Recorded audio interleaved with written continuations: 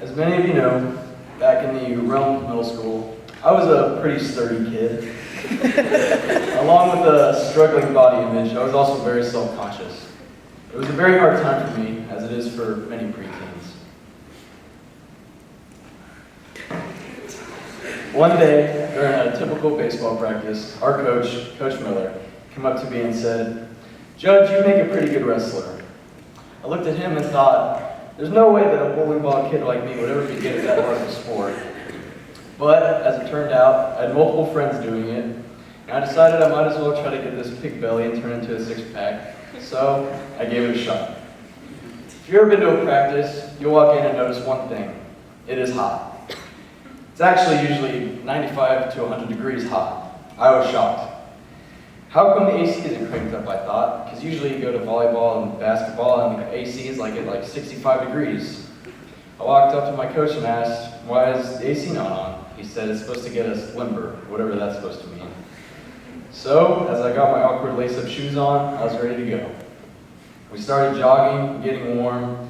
Then we started just doing technique and weird stuff I've never seen before. And I thought, this is just stupid. Then, after all that, we started doing the conditioning. That's when I thought to myself, why did I do this? This was the worst idea I've ever had.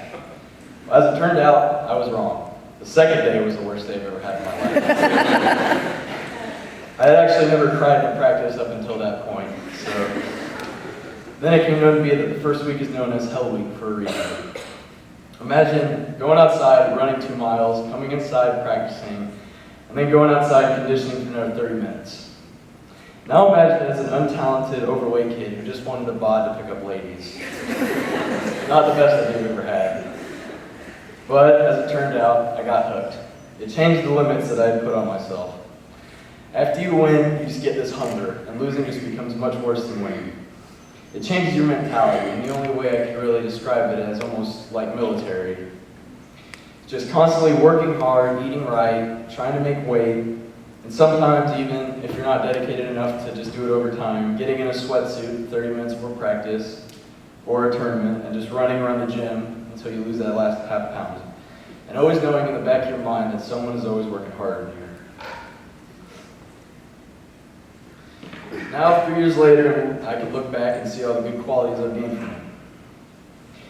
As many of you say to me sometimes, my confidence is abnormally high.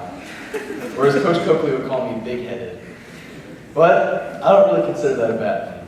I think it's good to be confident. It could be the deciding factor in a lot of things that you do. Whether it's going in for a test confident or not, or going into a wrestling match confident or not, it could be the deciding factor. It changes who you are and how others see you and believe in